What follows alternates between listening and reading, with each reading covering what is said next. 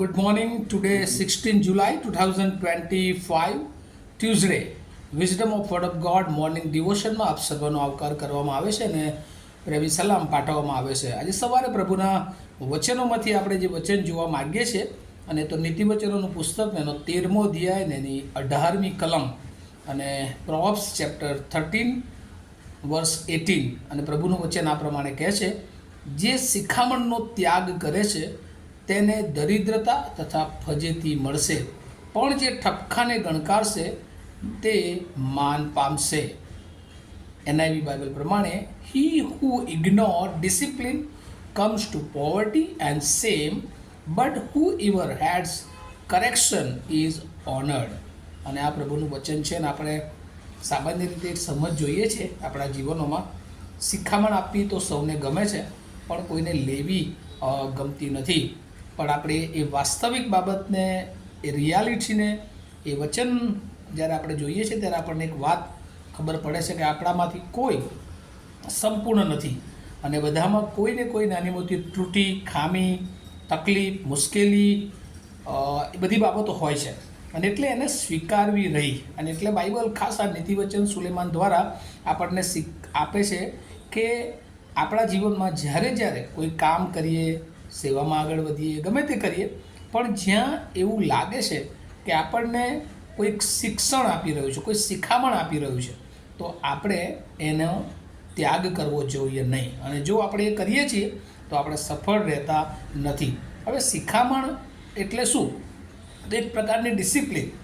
અને ડિસિપ્લિન જો આપણે આપણા જીવનમાં લાવીએ છીએ તો discipline brings honour and success.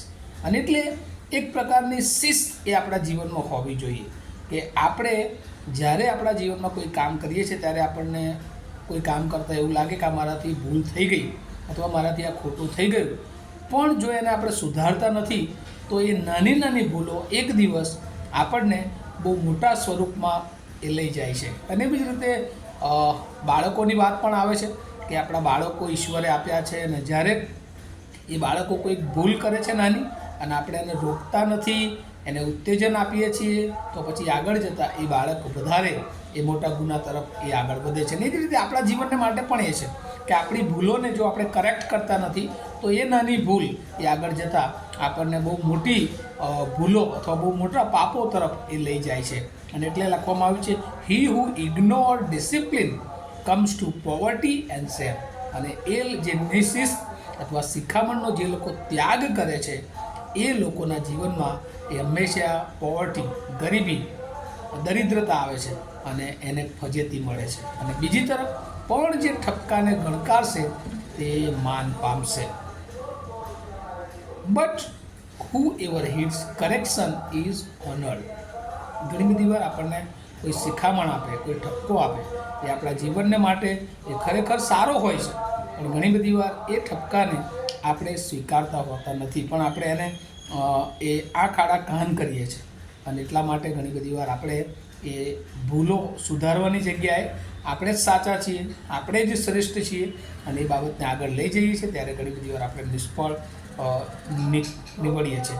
અને એટલે કહે છે કે જો આપણને ખબર પડે છે કે આપણાથી ભૂલ થાય છે તો એ ભૂલને સ્વીકારવી અને સુધારવી જોઈએ. એ આપણા સર્વને માટે બહુ મહત્ત્વની છે. અને પ્રભુનું વચન પણ નીતિવચનમાં પ્રેક્ટિકલ આત્મિક શિક્ષણ જે આપે છે કે શિખામણ એ ઈશ્વર તરફથી આપણને ઘણીવાર મળતી હોય છે. આપણા હૃદયની સાથે ઈશ્વર વાત કરતા હોય છે. આપણો હૃદય, જેમ રોમનોના પત્રમાં લખવામાં આવ્યું છે, એ ઘણી બધી વાર આપણું અંતરાત્મા આપણને એ માહિતગાર કરતા હોય છે કે આ ખોટું છે, આ સાચું છે, પણ તેમ છતાં આપણે ખોટાની તરફ આગળ વધતા હોઈએ છીએ ત્યારે આપણે નિષ્ફળ નીકળીએ છીએ. યહૂદા ઇસ્કોરિયત પણ આપણે જોઈએ છે બાઇબલમાં, પ્રભુ ઈસુનો શિષ્ય, જે પ્રભુની સાથે રહેનારો, પણ તેમ છતાં કોઈકના ભરાવમાં આવી ગયો અને એનાથી ખોટું થયું.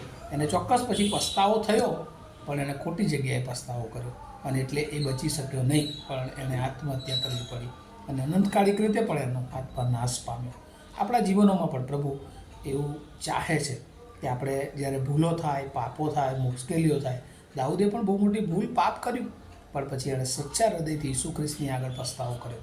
અને આજે આપણે ઘણા બધા લોકો આપણે ભૂલો કરીએ છીએ પણ એને પ્રભુની પાસે લાવતા નથી. પણ એનો મતલબ એવો નથી કે રોજ ભૂલ કરીએ, રોજ પ્રભુને માફી માગીને પછી ફરી ભૂલ કરીએ. ના, એકવાર હૃદયથી જ્યારે આપણે પ્રભુની પાસે આવીએ છીએ, આપણું જીવન પ્રભુને સોંપીએ છીએ, આપણે તારણ પામેલી વ્યક્તિ બની જઈએ છીએ, ત્યારે આપણા જીવન દ્વારા હંમેશા એ આપણા જીવનમાં રહેલી ખામીઓને એક પછી એક આપણે દૂર કરવી જોઈએ. અને રોજ તાજગીસભર નવો આત્મા, નવું બળ, નવી ઉત્પત્તિ બનીને આપણા જીવનો દ્વારા લોકોને એ પ્રભુ તરફ લાવવાનો પ્રયત્ન કરવો જોઈએ. અને આ વચનો દ્વારા પ્રભુ એની બહુ જ કૃપા આપણે સર્વને આપે. હંમેશા એ વડીલો તરફની શિખામણ, પ્રભુ તરફનું શિખામણ, અને આપણે જે ક્ષેત્રમાં છીએ કોઈ આપણને શિખામણ આપે છે તેને સ્વીકારીએ અને આપણી જાતને આપણે તપાસીએ કે શું આપણે એમાં તો નથી ને, અને છીએ તો આપણે આપણી જાતને કરેક્ટ કરવી જોઈએ. અને આપણે બીજાઓનો દોષ કાઢવા કરતાં આપણી પોતાની જાતને આપણે તપાસવાની જરૂર છે, કે જેથી કરીને પ્રભુ એની કૃપા, એની સફળતા આપણા બધાને માટે આપે. આવું આપણે પ્રાર્થના કરીએ. અમારા જીવંત અને દયાળુ ઈશ્વર, આભાર માનીએ છીએ. ઘણી બધી વાર પ્રભુ અમારા જીવનોમાં અશિસ્તતામાં આવી જઈએ છીએ, અવ્યવસ્થામાં આવી જઈએ છીએ. પ્રભુ, તમને ન ગમે એવા કામો કરીને પણ અમે સફળ થવાના પ્રયત્નો કરીએ છીએ. પણ પ્રભુ, તમે આજે સવારે અમને સંભાળ લીધી છે, અમને શીખવ્યું છે કે અમે શિખામણનો ત્યાગ ન કરીએ. અમારા વડીલો તરફથી, અમારા સિનિયર્સ તરફથી જે કંઈ પ્રભુ અમને શીખવવામાં આવે એ બધું અમે યાદ રાખીએ. પ્રભુ, તમારા વચનો મારફતે તમે જે શીખવો એને અમે યાદ રાખીએ. અને પ્રભુ, અમે અમારી જાતને કરેક્ટ કરતા રહીએ, રોજ સુધારીએ. અને પ્રભુ, એ રોજે રોજ નવું તમારું બળ મેળવીએ એવી કૃપા માગતા મારી પ્રાર્થના ઈસુ પ્રભુના નામમાં સાંભળો, તેનો સ્વીકાર કરો. આમીન. Have a nice day to all of you. Thank you.